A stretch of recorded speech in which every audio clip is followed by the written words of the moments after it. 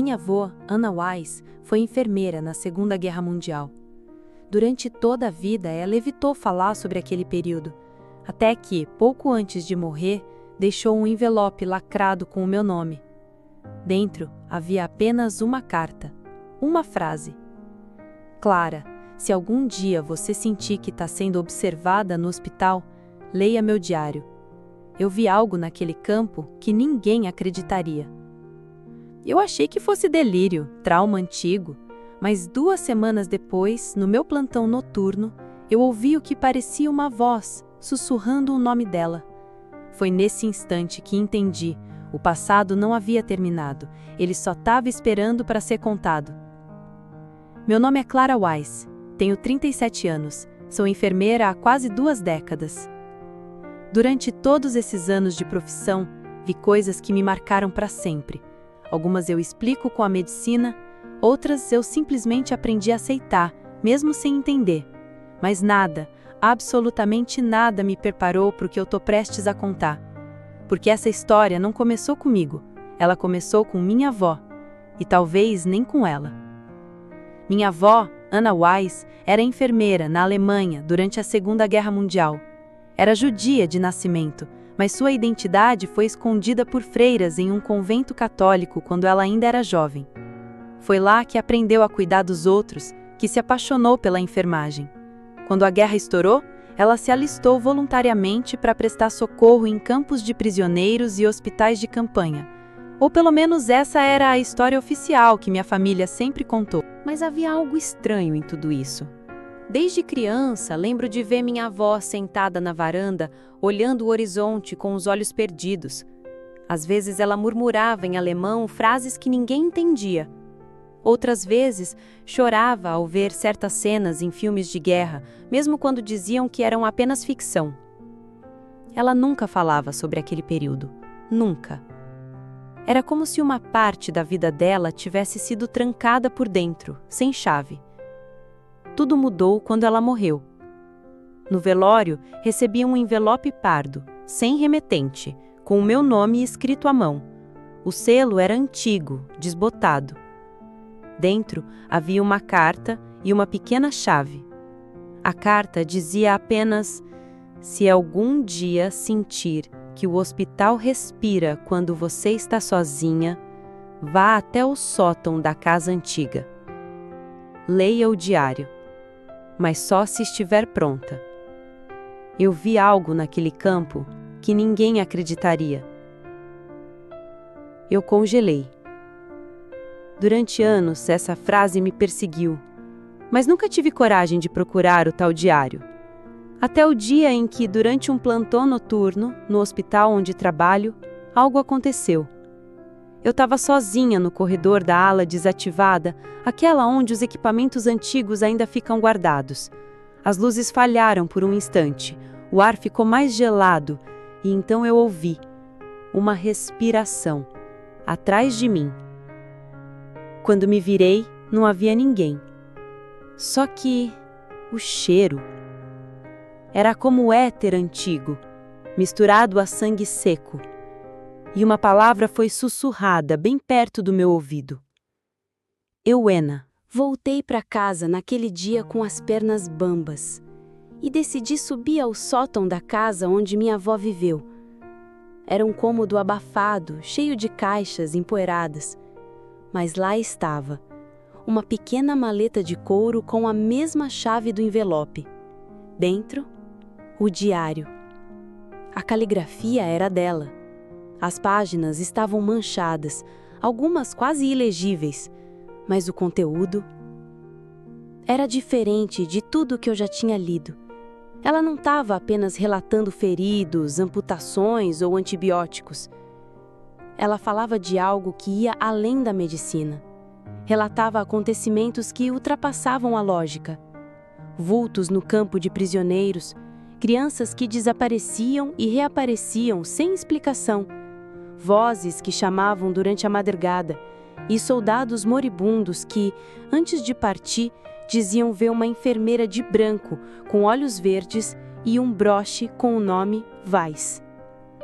Foi ali que percebi que ela estava tentando me contar algo que nunca pôde em vida. Passei semanas estudando o diário. Pesquisei os locais mencionados, datas, nomes de outros enfermeiros.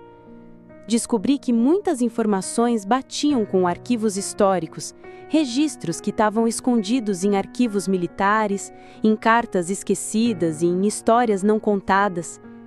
Minha avó havia sido enviada para um campo de prisioneiros perto da fronteira com a Polônia, um lugar isolado, envolto por florestas densas e neblinas constantes. Lá, segundo o diário, ela prestava atendimento a soldados feridos, de ambos os lados, mas, com o tempo, começou a presenciar o inexplicável.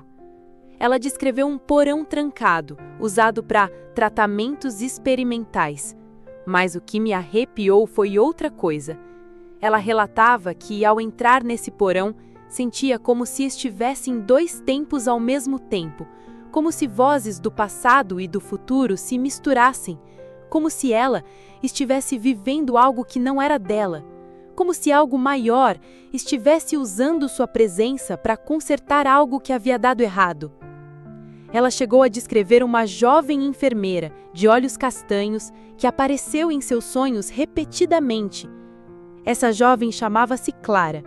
Tinha o mesmo nome que eu e falava palavras que minha avó nunca tinha ouvido, mas que hoje são parte do meu vocabulário. A cada página parecia que o tempo dobrava, que nossas vidas estavam entrelaçadas, que minha missão como enfermeira não era apenas cuidar, mas continuar. No final do diário havia uma frase que me tirou o fôlego. Se você estiver lendo isso, Clara, é porque chegou a sua vez de ver o que eu vi e de contar o que ninguém teve coragem de contar. Desde então, minha vida mudou. Coisas estranhas começaram a acontecer. Relógios parando sempre às 3h12, o mesmo horário que ela mencionava no diário como a hora do sussurro. Pacientes chamando por Ana quando eu entrava na sala. Crianças que diziam que a moça de branco ficava do meu lado à noite. E mais de uma vez vi o reflexo de outra mulher no vidro do posto de enfermagem. Não era eu, mas os olhos eram os mesmos. Hoje eu não duvido mais de nada, porque o que vou relatar aqui não é apenas uma memória. É um aviso, um chamado, uma missão. Minha avó tentou nos proteger da verdade, mas agora é minha vez de mostrar ao mundo o que ela viu, o que ela viveu e o que ainda está vivo entre nós. Naquela noite, após terminar de ler o diário inteiro, eu não consegui dormir. Havia algo pulsando dentro de mim, como um segundo coração batendo num ritmo mais antigo, mais profundo. As palavras da minha avó não eram apenas memórias, eram chamadas, direções, e eu sabia exatamente o que tinha que fazer. Peguei licença no trabalho por tempo indeterminado e em menos de uma semana estava embarcando para a Alemanha. Não contei a ninguém o motivo real da viagem, apenas disse que precisava visitar um antigo hospital para um projeto de pesquisa. Talvez fosse verdade, talvez eu estivesse pesquisando algo invisível. O destino final era uma cidade chamada Görlitz, na fronteira entre a Alemanha e a Polônia. Antiga, melancólica, com uma arquitetura medieval e um silêncio denso, mesmo em plena luz do dia. Foi ali que o diário indicava a existência de um antigo campo de prisioneiros, desativado no fim da guerra. Segundo os registros oficiais, o hospital anexo havia sido demolido, mas os moradores locais contavam outra história. Diziam que a estrutura principal ainda existia, escondida pela floresta, entre ruínas cobertas de musgo e tijolos rachados. Contratei um guia local, um homem idoso, de fala baixa e olhar desconfiado. Quando mencionei o nome do hospital, Klinik St. Aldegundes, ele parou de andar, fez o sinal da cruz e sussurrou: "Aquele lugar ainda geme à noite." Aquilo me arrepiou dos pés à cabeça. Chegamos às ruínas ao entardecer. O sol estava se pondo, tingindo as árvores de laranja profundo. A entrada era um arco de pedra, semi-encoberto por eras. O portão de ferro estava tombado, mas a escadaria que levava ao porão ainda existia. Cada degrau rangia como se quisesse me avisar: volte! Mas eu continuei. Lá embaixo, tudo estava coberto de poeira, mas o layout era o mesmo descrito no diário. À esquerda, a antiga sala de triagem. À direita, o corredor do isolamento. E ao fundo, a porta de metal enferrujada com marcas de unha. A mesma porta que minha avó descrevera com tanto medo. Abri com dificuldade. O ar lá dentro era denso, quase sólido, e o cheiro não era apenas de mofo. Havia algo mais, algo que eu não reconhecia com o nariz, mas com a alma. No canto da sala havia uma maca com correias de couro, como as usadas em pacientes psiquiátricos da época. Ao lado, uma mesa com frascos quebrados, seringas antigas e um pedaço de tecido com uma cruz bordada. A cruz da Cruz Vermelha. No chão, um caderno, riscado, como se alguém tivesse tentado apagar algo, mas desistido no meio. Comecei a ouvir vozes, sussurros, baixos, indecifráveis. Pisquei os olhos e, por um segundo, vi sombras se moverem entre as frestas da luz que entrava pelas janelas quebradas. Senti uma presença, e dessa vez eu sabia que não estava sozinha. Me aproximei da maca.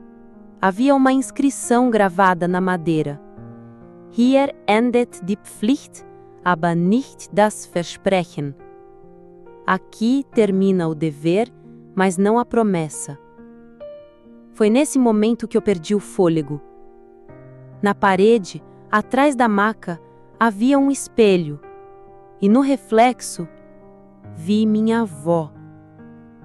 Ela estava lá, jovem, com o jaleco branco manchado de sangue, me olhando com os olhos cheios de lágrimas, mas ela não falava, apenas apontava para o chão.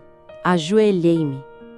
Debaixo da maca havia um compartimento secreto, disfarçado por tábuas soltas. Enfiei a mão e encontrei uma caixa de madeira. Dentro dela havia 2 itens. Um broche com o nome A. Weiss, envolto em um lenço de renda antiga. E um envelope com meu nome, escrito à mão. Minhas mãos tremiam quando abri. Dentro do envelope havia uma foto, em preto e branco. Minha avó segurando um bebê nos braços. No verso, escrito a lápis, estava: se ela sobreviver, entregue a Clara. Ela saberá o que fazer. Eu desabei. Chorei ali mesmo, no chão frio daquela sala esquecida. Chorava por minha avó, por mim, por todas as vidas que passaram por ali e que, de alguma forma, ainda pediam para serem lembradas. Chorava porque tudo aquilo, de algum jeito, era real. Levei os objetos comigo e voltei para a pousada. Mas naquela noite não dormi. Tive um sonho, intenso, lúcido. Nele, eu estava naquele mesmo hospital, mas era dia. As janelas estavam inteiras, os corredores limpos, e eu usava o uniforme branco da Cruz Vermelha. Eu era ela. Vi o bebê nos meus braços, vi os soldados batendo na porta, e vi a escolha de deixá-lo escondido entre as roupas sujas, fingindo que era lixo hospitalar, e depois de correr, sozinha, para salvar mais um, mesmo sabendo que dessa vez não voltaria. Acordei suando, com o coração acelerado, mas com uma certeza: a história da minha avó não era apenas uma lembrança, era uma missão. Nos dias seguintes, entrei em contato com arquivos da Cruz Vermelha, com instituições judaicas de memória, com historiadores locais. Queria saber quem era aquele bebê. E então, encontrei um nome.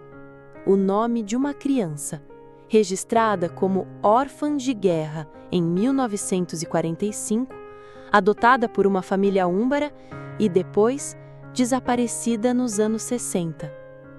O nome da criança era Clara Weiss. Sim, o meu nome. Mas não era um erro.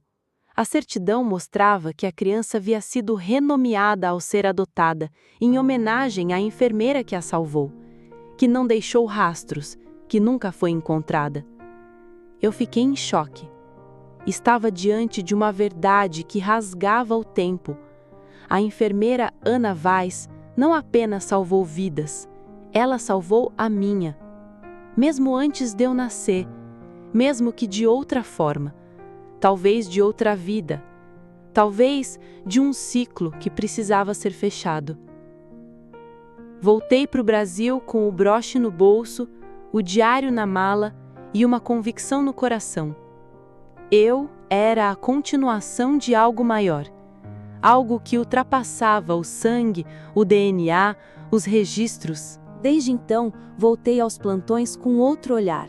Ouvi com mais cuidado os relatos dos pacientes que dizem ver sombras, escutar vozes, sentir presenças. Acreditei em cada um. E uma noite, uma senhora idosa, entubada, já em cuidados paliativos, segurou minha mão e sussurrou: "Você voltou. Você finalmente voltou, Helena." Eu não corrigi o nome.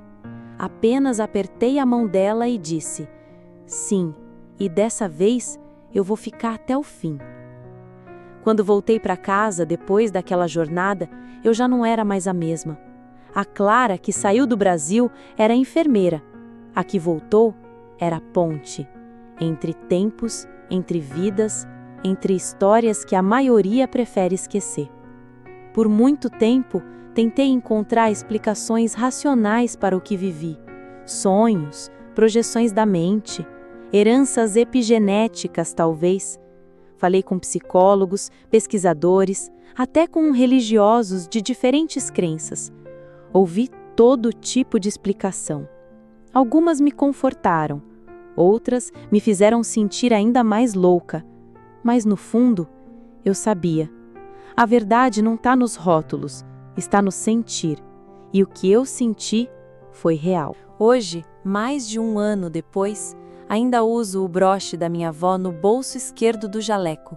Ninguém percebe, mas eu sei. Está ali. Como se ela me acompanhasse em cada plantão, em cada olhar que cruzo no corredor, em cada mão que seguro nos últimos minutos de vida. Às vezes, durante a madrugada, escuto passos no hospital quando estou sozinha. Passos leves, compassados, como os dela. E sempre que olho para o relógio, são 3h12. Não me assusto mais. Aceitei que há coisas que não precisamos entender, apenas honrar. Minha avó foi uma heroína invisível.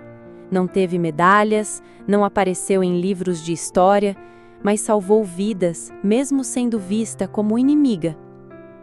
Curou feridos enquanto era prisioneira e, acima de tudo, deixou um legado, um chamado, um ciclo que, por algum motivo, caiu em minhas mãos. Não importa se você acredita em reencarnação, espiritualidade ou destino. O que importa é o que você faz com aquilo que sente.